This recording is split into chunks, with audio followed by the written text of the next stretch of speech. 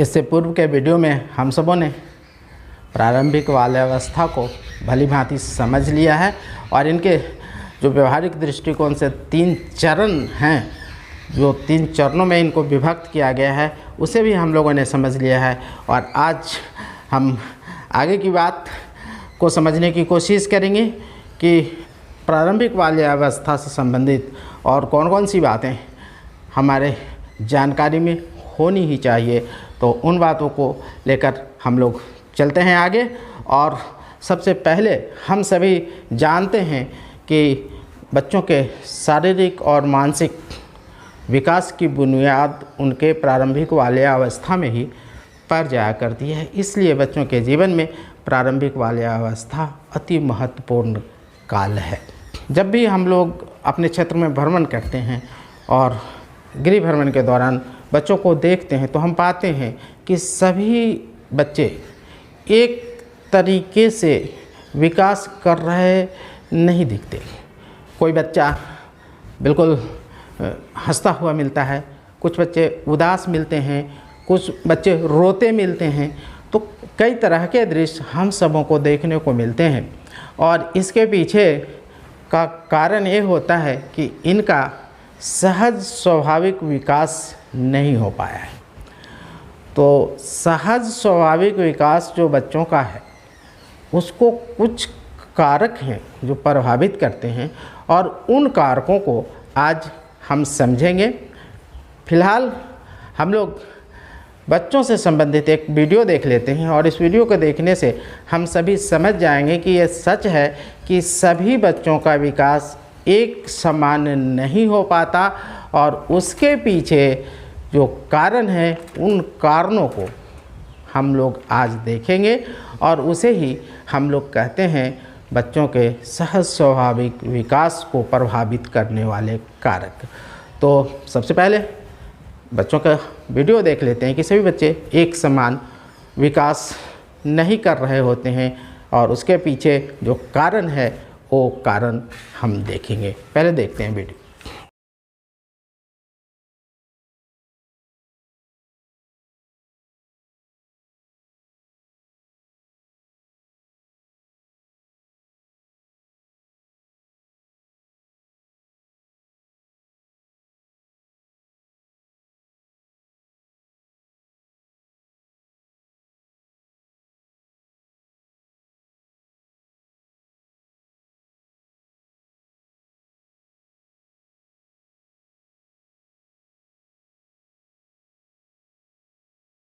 तो हम सभी अब देखेंगे कि सभी बच्चे एक तरह के विकास को क्यों नहीं प्राप्त कर पाते हैं, उनके पीछे क्या कारण होता है।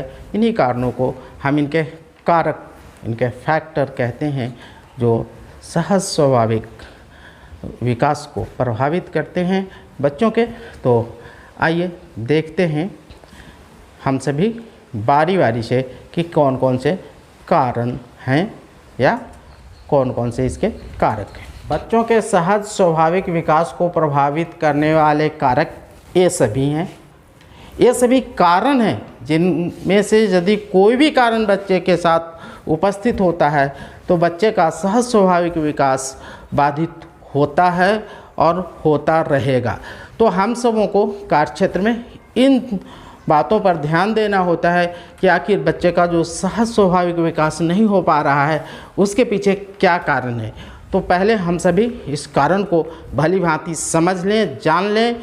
फिर परीक्षा में भी प्रश्न आने वाले हैं कि बच्चों के सहज स्वाभाविक विकास को प्रभावित करने वाले कारकों को बताएं। तो जितने कारक पूछे जाएंगे उतने ही जवाब देंगे। जिस टाइप के क्वेश्चन में पूछे जाएंगे जितना उत्तर वो चाहेंगे उतना उत्तर देंगे। अगर सभी कारण को वो पूछ देंगे दीर्घोत्तरीय में तो हम सभी कारण बताएंगे और अन्यों में अगर छोटे उत्तर ढूंढेंगे तो जितना मांगेंगे उतना हम लोग देंगे। तो ये महत्वपूर्ण क्वेश्चन है परीक्षा के दृष्टिकोण से भी, और जब कार्य क्षेत्र में हम काम करेंगे तो हमारे ज्ञान को और कौशल को बढ़ाने के दृष्टिकोण से भी। तो आइए देखते हैं कि पहला कारण है गर्भस्थ शिशु का पोषण। ये हम जानते हैं कि प्रारंभिक बाल्यावस्था का पहला चरण है, और पहला चरण में हम जन्म से पूर्व बच्चे के देखभाल को करते हैं, अर्थात माँ की गर्भावस्था के काल को हमने प्रारंभिक बाल्यावस्था का प्रथम चरण माना है, और उसमें हम माँ के ऊपर ध्यान देते हैं। तो माँ के ऊपर ध्यान देते हुए ये ध्यान देते हैं कि माँ के जो खान पान है, जो उनका स्वास्थ्य है, जो उनका मनोदशा है, मनोभाव है, उसके हिसाब से बच्चे की क्या स्थिति बन रही होगी। तो गर्भस्थ शिशु का पोषण को हम लोग देखते हैं, क्योंकि यदि इस पर ध्यान न दिया जाए तो बच्चे का सहज स्वाभाविक विकास निश्चित रूप से प्रभावित होगा। दूसरा कारण या कारक, जो भी सवाल पूछे जाएं जवाब यही होगा।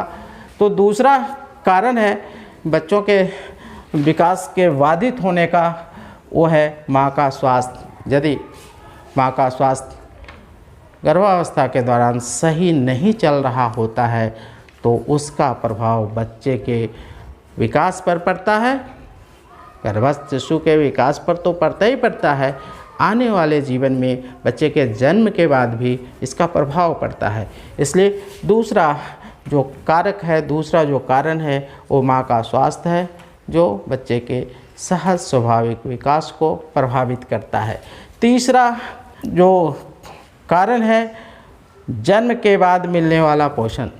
जन्म के पश्चात बच्चे को अगर समुचित पोषण नहीं प्राप्त होता है तो भी बच्चे का सहज स्वाभाविक विकास प्रभावित होता है।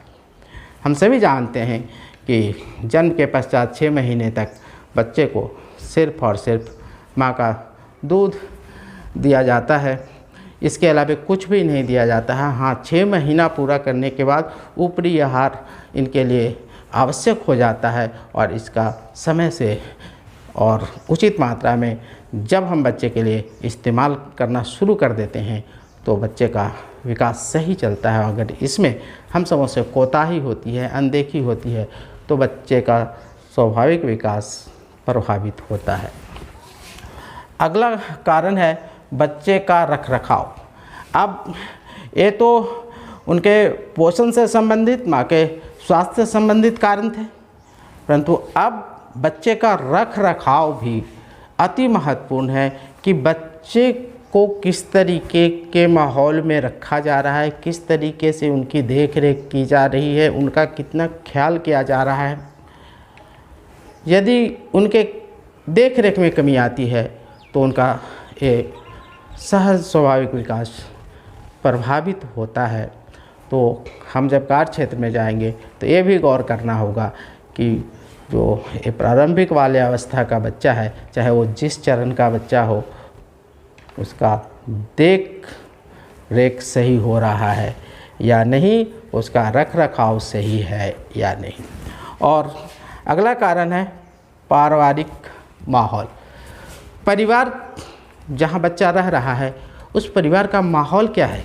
शोर शराबा है, लोग आपस में लड़ते झगड़ते रहते हैं या प्रेमपूर्ण ढंग से रहते हैं, क्या है माहौल?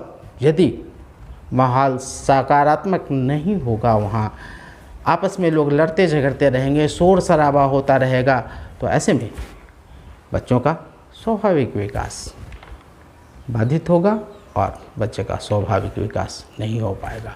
तो एक कई कारण हैं जो बच्चों के स्वाभाविक विकास को, सहज स्वाभाविक विकास को, जो भी कहा जाए, उसको प्रभावित करते हैं। और ये हम सबों को याद रखने की ज़रूरत है, क्योंकि कार्य क्षेत्र में इसी आधार पर हम ये तय करते हैं कि किस बच्चे की माँ को क्या सलाह देना है, किस बच्चे के लिए क्या ध्यान देने योग्य बातें हैं। तो इन सबों को हम बिल्कुल ही भली भांति समझकर याद कर लेंगे, और परीक्षा में अगर प्रश्न पूछे जाते हैं तो इस तरीके से हम उसके जवाब देंगे। तो आज का वीडियो यहीं तक, मिलते हैं फिर अगले वीडियो में नई टॉपिक के साथ। और यदि अभी तक आपने चैनल को सब्सक्राइब नहीं किया है तो कृपया चैनल को सब्सक्राइब कर लें, वीडियो को लाइक किया करें ताकि हमारा भी उत्साह आपके लिए प्रस्तुति के समय बना रहे। तो आज का वीडियो देखने के लिए आप सबको बहुत बहुत धन्यवाद।